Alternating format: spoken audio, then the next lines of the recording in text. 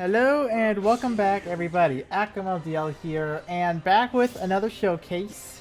So this unit has got a lot going on, right? A lot to talk about, a lot of controversy going around this unit. I know I also said some things on her initial preview the day before she dropped, so more or less I'm here now to discuss what she has and how usable is Nina actually. But before I do continue any further, this footage was provided by somebody else. He is in my Discord server and a few other Dragalia-based Discord servers. Rainbow. He is a staff main, so I do feel like he is a very appropriate test for this as well. And he did say a few words on this unit as well, so I'll be sure to include those. But he is in the description down below in my Discord and all that, so feel free to check it out and get to know him a little bit. And also, I do have other stuff planned for the upcoming days, so feel free to subscribe to the channel as well. Also, very much appreciated. So, without further ado, let us jump into this. So, first things first, alright? Let's talk about what everyone's been talking about with her, alright? Revive mechanic, alright? Off of her second skill, she revives any and all incapacitated teammates. I know I pronounced that wrong. I'm too tired to care to correct it. Alright? Do not bully me in the comments. So yeah, she has a revive built into her kit, but do keep in mind, this was confirmed because last time I was just saying, hey, keep this in mind. Now it's confirmed. The revival effect will not activate in a quest where no normal revives are available in the first place. So that means her revives cannot be used in the most endgame content. Just bear that in mind when using her. However, though, that's pretty much the only thing she actually lacks on. Everything else about her kit is actually pretty solid. So let's start to go over that now, right? So the first skill, it starts off with a small burst heal into a 25% regen for 40 seconds. Pretty good. That's pretty damn strong. A corrosion is not going to bother you, like, at all. And also a little burst heal. It's 10%, but however, when an ally is 30% of the max HP or below, it will times 10. So you'll be able to get a 100% potency, just that alone. But then also, she does have access to skill gauges. All right. When she has one or more skill gauges, the potency of that burst heal is increased to 21%, meaning if it were to be tenfold again, it will be 210% potency, which is really, really strong for a burst heal. It's really strong. 2 or more gauges, she will remove all afflictions, and 3, she will grant the entire team a team strength amp. Very strong.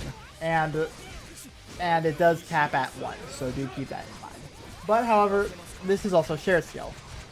Alright, the shared skill, it is only the first portion of her first skill, being 10% burst heal, then 40-second 25% regen.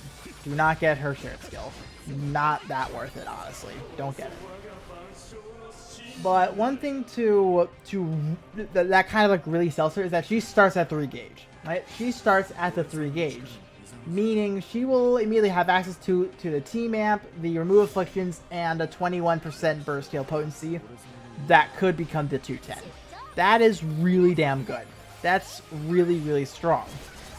Well, for healing, obviously, it's not like strong. But then to just kind of continue on with the second skill, it will also have a 300% burst heal of recovery potency, make this the strongest burst heal in the game. It will also remove all afflictions, and also fill the skill gauges of your allies by 100%.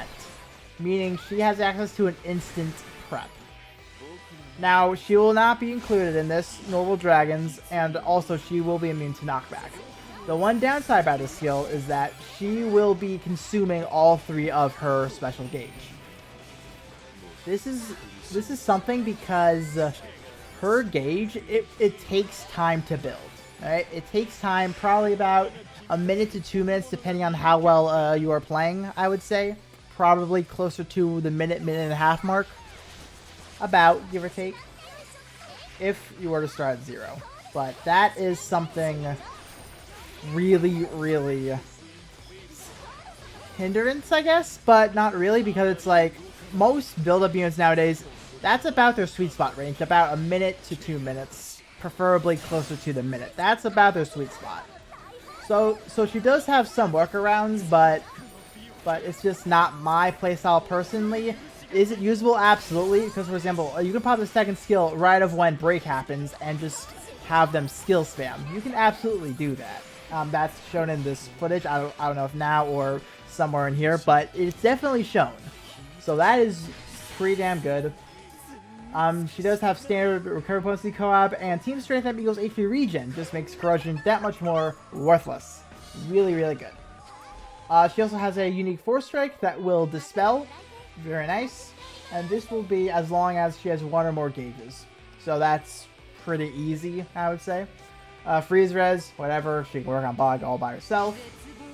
And she does have other ways to get amps as well. Alright, so when it comes to her first skill, you will notice, about the footage also, a little bar to the left, alright? This is her proper skill gauge bar, alright?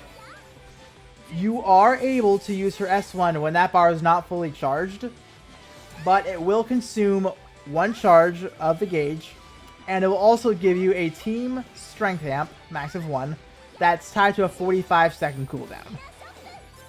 So you can cheese the amps a little bit, but however, you obviously want to hit that level 3 and try and keep that level 3.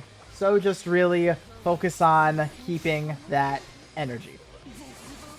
You know what I mean, alright? I'm just saying keep that energy because keep that energy, but alright. So overall, he did leave some notes that I feel like are valuable because he's a healer main, alright? He loves using healer units. So this I feel like will be very, very valuable, right? She is very flexible as a healer due to her incredibly strong, fast stacking regens, which will, yeah, they can stack really nicely. So corrosion is literally not going to be a problem. She's on par with Formal Noelle in terms of healing, so that's good. Dispel on Force Strike is very nice. It is always nice to have an on-command Dispel. And also, as an AI, she will not use the second skill unless a teammate dies. That is very important. That's actually incredibly important. That means her AI is smart. And also, one other thing to note about her AI is that she will spam S1 as long as she has that little skill gauge filled up. She will not absolutely spam it when it's available. Meaning that she can keep a level 3 gauge until you use the S2. That is very strong. That means you have on-command skill prep for your entire team. That's good. That's really, really good. And his final note is she's very reliable as a set and forget healer since she can keep amp uptime assuming you don't need to pop S2 in an emergency. I do absolutely agree with all that, alright? She is really good, alright? She actually is a really strong unit. My thing is that you are sacrificing a little bit of damage overall. Mainly being, if you have Galanot, Akasha can work debatably better. Mainly because of that overdamage and the 50 combo equals Dragon Gauge combination is just really, really good. And we also have a dragon like Volk already existing who can not only provide amps, but a lot of damage. So there is that, but also we have Forest existing as well, who can also amp spam and can also remove afflictions. So is Nia required? No. Is she good? Yes. A welcome addition, but damn, you had a lot of controversy and I did downplay you a lot. I'm not even gonna lie about that. I did downplay you. I'm glad you turned out better than we had initially thought. But do let me know what you think of this unit down below as well, and until next time, I will see you all later. Goodbye.